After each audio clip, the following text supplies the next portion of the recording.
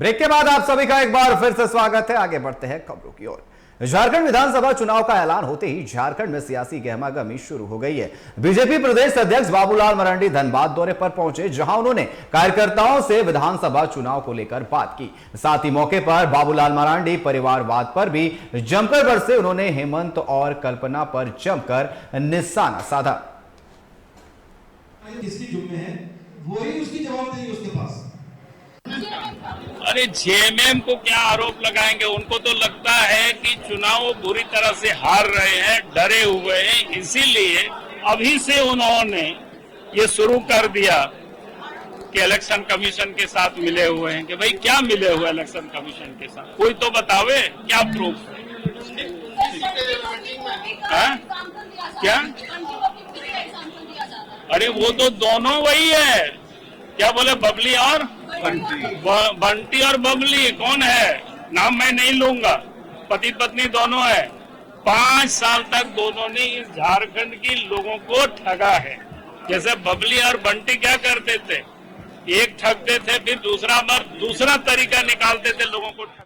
वहीं बागमारा विधानसभा से बीजेपी का प्रत्याशी बनाए जाने के बाद से शत्रुघ्न महतो लगातार रूप से जनसंपर्क अभियान चला रहे। इसी कड़ी में कतरास के न्यू कोल डंप कॉलोनी पहुंचे, जहां समर्थकों ने उनका जोरदार स्वागत किया। इस दौरान उन्होंने लोगों को संबोधित किया। अपने संबोधन में उन्होंने झारखंड सरकार पर हमला किया।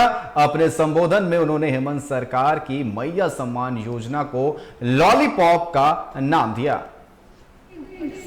रोल में रोल निभाते थे और काम करते थे। इस बार सब लोग जानते हैं कि हम आज 15 साल से लगातार हम लोग के बीच में है। एक गरीब का बेटा, भाई बन के बेटा बन के हम लोग काम किए। हम पूरे बागमारा विधानसभा के एक घर एक लोग से मेरा व्यक्तिगत संबंध है, व्यक्तिगत लगाव है। हम तमाम लोगों को हम एक फैमिली की तरह परिवार की तरह लेकर चलने का काम किया। विपक्ष के पास कोई नहीं है, मेरा विपक्ष कोई नहीं है, विपक्ष है ही नहीं मेरा।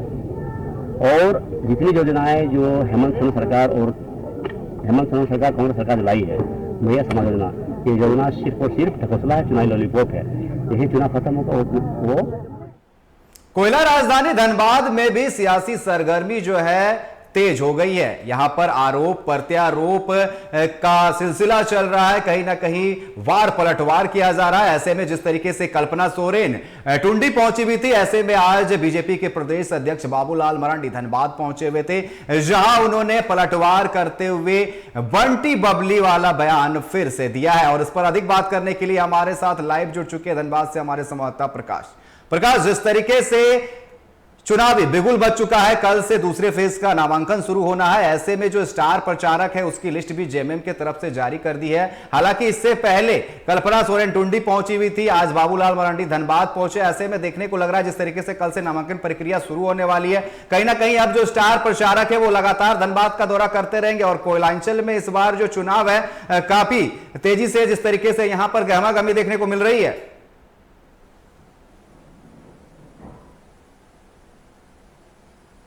देखिए अनिकेत, आपने बिल्कुल सही कहा, क्योंकि हमारे सहयोगी कुंदन ने बताया कि किस प्रकार से चुनावी रंग पूरे प्रदेश पे चढ़ चुका है। और यही कारण है कि धनबाद में स्टार प्रचारकों का दौर जो है वो जारी है। अगर कल की बात करें तो कल कल्पना सोरेन, आपने देखा कि टुंडी में उन्होंने मैया सम्मान योजना को लेकर उन्होंने बात की। उन्होंने झारखंड के बारे में बात की। उन्होंने कहा कि झारखंड मुक्ति मोर्चा जो योजनाएं लाती है उसका सिर्फ कॉपी करता है बीजेपी। और अगर आज हम बाबूलाल मरांडी की बात करें जो झारखंड के प्रदेश अध्यक्ष हैं, तो उन्होंने आज जेएमएम पर कटाक्ष करते हुए कहा कि झारखंड में एक बंटी और एक बबली है जो झारखंड वासियों को बुड़बक बना रहे हैं। उस बबली और बंटी के बारे में उन्होंने कहा है कि जो भी वो आज घोषणाएं कर रहे हैं वो सिर्फ एक दिखावा है, एक छल है। अगर हम परिवारवाद की बात करें तो उन्होंने परिवारवाद के बारे में भी आज डिफिनेशन देते हुए कहा कि देखिए परिवारवाद उसे कहा जाता है जिसके नाम पर पार्टी होती है। अगर हम कांग्रेस की बात करें तो कांग्रेस में नेहरू के नाम के आ जाता है। अगर हम सपा की बात करें तो समाजवादी पार्टी में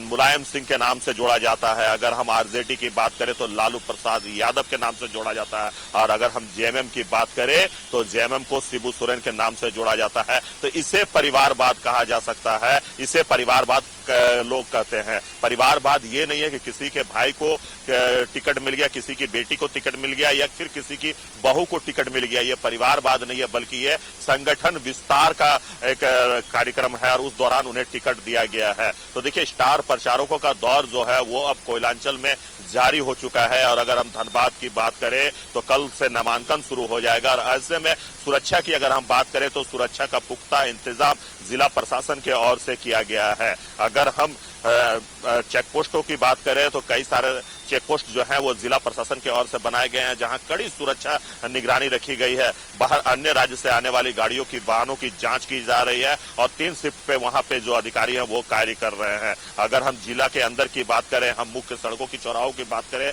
तो लगातार जो जिला प्रशासन की टीम है वो मॉनिटरिंग कर रही है, जांच कर रही है, क्योंकि कल नामांकन का दिन है और कल नामांकन पत्र के साथ साथ नामांकन भी होना है। तो इसे लेकर जिला प्रशासन के ओर से जिला मुख्यालय में पूरी तैयारी कर ली गई है और कितने बजे से कितने बजे तक नामांकन पत्र बिकेगा, कितने बजे तक आप नामांकन कर सकते हैं, इसकी भी टाइम जो है वो निर्धारित कर दी गई है। साथ ही साथ कितने लोगों को प्रवेश अंदर दिया जाएगा कार्यालय के अंदर, उनका भी एक सीमा तय कर दी गई है। तो कल इस मामले को लेकर धनबाद के उपायुक्त और एसएसपी के द्वारा एक संयुक्त प्रेस कॉन्फ्रेंस किया जाएगा, जिसमें सारी स्थिति के बारे में जानकारी दी जाएगी। और जिस प्रकार से चुनाव की सरगर्मी अब धीरे धीरे बढ़ता ही जा रहा था, इसे लेकर चर्चाएं जो है वो बाजारों में गर्म हो चुका है। अगर हम बात कर ले झारखंड मुक्ति मोर्चा, तो देखिए झारखंड मुक्ति मोर्चा के ओर से अभी तक लिस्ट जारी नहीं किया गया है, गठबंधन की ओर से भी लिस्ट जारी नहीं किया गया है। तो इंडिया गठबंधन की ओर से लिस्ट नहीं जारी करना एक बहुत बड़ा कौतूहल का विषय बन चुका है।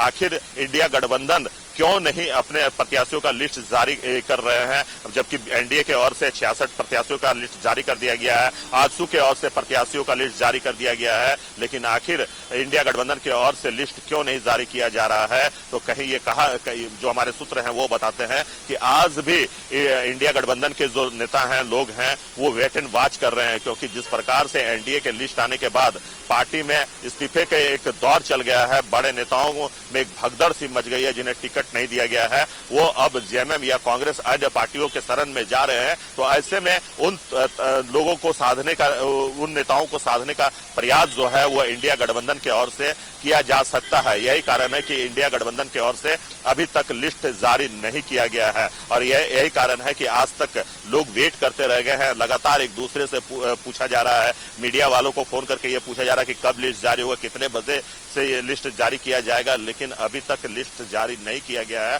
तो ये एक तरह का कौतूहल का विषय पूरे कोयलांचल, पूरे प्रदेश में बना हुआ है, क्योंकि बीजेपी की ओर से 66 उम्मीदवारों का नाम का घोषणा कर दिया गया है। अगर हम आजसू की बात करें तो आजसू के लिए आजसू की ओर से 8 जो कैंडिडेट है उनका नामों का घोषणा कर दिया गया है, लेकिन अभी भी गठबंधन में पूरी तरह से बात नहीं बनी है। यही कारण है कि अभी तक प्रत्याशियों का नामों का घोषणा नहीं किया गया है, क्योंकि अगर हम आरजेडी की बात करें तो आरजेडी भी अपने मांगों को लेकर अड़े हुए हैं। अगर हम लेफ्ट की बात करें तो लेफ्ट भी अपने 4 नहीं बल्कि 8 सीटों को लेकर वो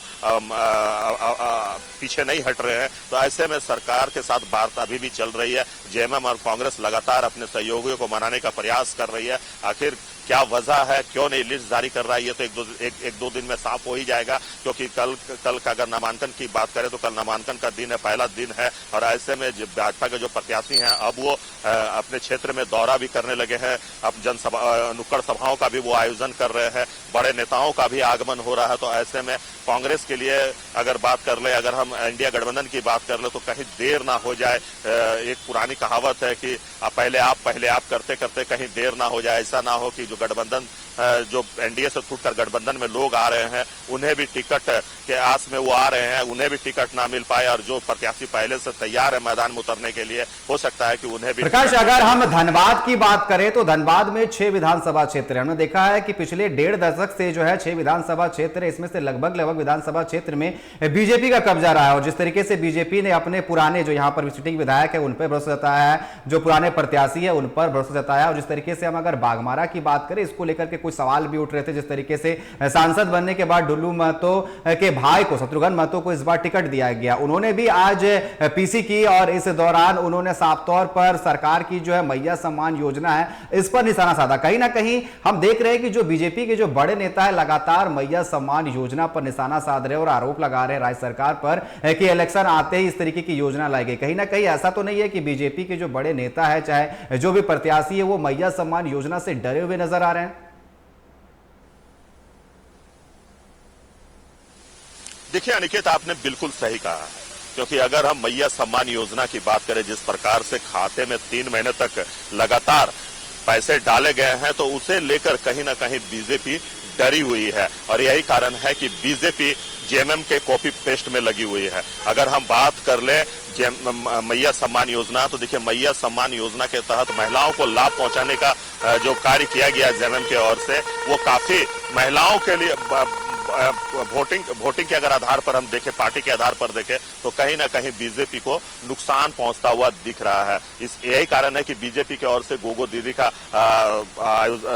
अनाउंसमेंट किया गया, लेकिन उस पर कुछ किया नहीं गया, क्योंकि सरकार उनकी है नहीं। और लगातार इस बात पर केंद्रीय नेता जो हैं वो कटाक्ष करते हुए जेएमएम में नजर आए कि आखिर फंड कहां से आएगा। फंड जिस काम के लिए दिया जाता है राज्य को केंद्र की ओर से, उस फंड का वो गलत दुरुपयोग करते हैं। यही कारण है कि केंद्र सरकार के द्वारा फंड जो रिलीज करना है, वो केंद्र सरकार राज्य सरकार को फंड रिलीज नहीं कर रही है। एक मुख्य कारण जो है वो गिना रहे हैं। लेकिन जिस प्रकार से मैया सम्मान योजना लाकर एक बहुत बड़ा आप कह सकते हैं कि जेएमएम का ये मास्टर स्ट्रोक है, और इस बार ये चुनाव में दिख भी रहा है। लगातार जो विपक्ष के नेता हैं, एनडीए के जो नेतागण हैं, वो लगातार इस पर कटाक्ष कर रहे हैं। लेकिन जिस प्रकार से महिलाओं को सम्मान दिया गया है, और चुनाव के अनाउंसमेंट के बाद भी महिलाओं की लंबी कतार कह सकते हैं कि अंचल कार्यालय में हो या डीसी कार्यालय में हो या फिर जो प्रज्ञा केंद्र हो वहां भी